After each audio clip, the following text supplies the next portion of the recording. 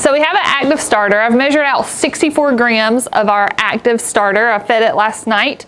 And so it was active this morning, and we're gonna make a fougasse. So fougasse is a bread that's popular in Provence in France. And you can do different toppings, but today we're gonna do everything bagel seasoning. So I already have measured out our ingredients. It's very simple: starter, salt, water, and then a mix of whole wheat flour and bread flour. We have a large mixing bowl, and what we're gonna do is we're gonna mix together our bread flour, which we have 228 grams, and 25 grams of whole wheat flour with 178 grams of water, 64 grams of our sourdough starter, and 10 grams of salt. And so we're just gonna mix it by hand, and we're gonna try to get all the dry patches out of the flour.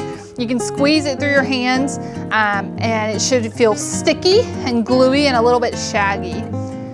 And so when we're done mixing, we're gonna pop a digital thermometer into the dough to take its temperature. Ideally, it's gonna be between 75 and 81 degrees. So if it's above that, you wanna stick it in a little bit of a cooler spot, so not the refrigerator, but maybe away from ovens. And if it's too cool, place it in a more warm location. Then we're gonna cover it with a dinner plate or a sheet pan and let it rest for 1 hour. So we've let our dough rest for an hour, and now we're gonna start a series of folds. So we're gonna start by, I'm gonna wet my hands here, and then we're gonna sprinkle a little bit of water on my mat here. Okay, so we got a wet mat. And this is where it would be helpful if you had a flexible dough scraper, but I don't have one with me today, so I'm just gonna very quickly throw my dough down in one smooth motion. And we're gonna do a series of folds. So I'm gonna throw it down and then roll it on top of itself. And so the series of folds is important because this is where you're really strengthening that gluten. So I'm just going to do this a few times. So we did it a few times, and then I'm going to put it back in the bowl to rest for another hour, and we're going to do the same thing 2 additional times. Okay, so now we're going to try to shape our fougasse. I will say I rushed the rest a little bit, so you'll see that as I'm moving the fougasse here, it's fighting against me a little bit. This just means I kind of rushed my rest period. But I'm going to try to shape it into a triangle. And as we transfer it to our sheet pan here, we're going to try to get the shape we want to make it look like a leaf. And so then we're going to make our cuts.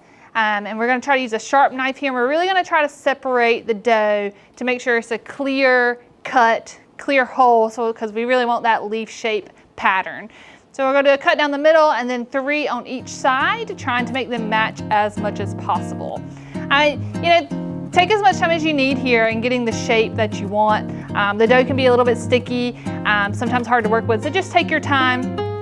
And then what we're going to do is we're going to lightly put some olive oil on top, and the olive oil is really here to make sure that our everything bagel seasoning sticks, right? So we want to make sure it sticks, and so I like a heavy seasoning load, so I'm going to make sure I put a lot of that on here. Okay, so we have our fougasse. We're going to put it in a 500-degree oven for about 10 minutes. I will say we're rushing our fougasse a little bit today due to time constraints, so let's see how it goes. Okay, after 10 minutes in the oven at 500, we're gonna take off the aluminum foil, bump the oven down to 450, and I'm gonna take just a minute here to try and redefine our space. There we go. Okay. Be very careful, it's hot. Then I'm gonna put it back in the oven for 15 minutes.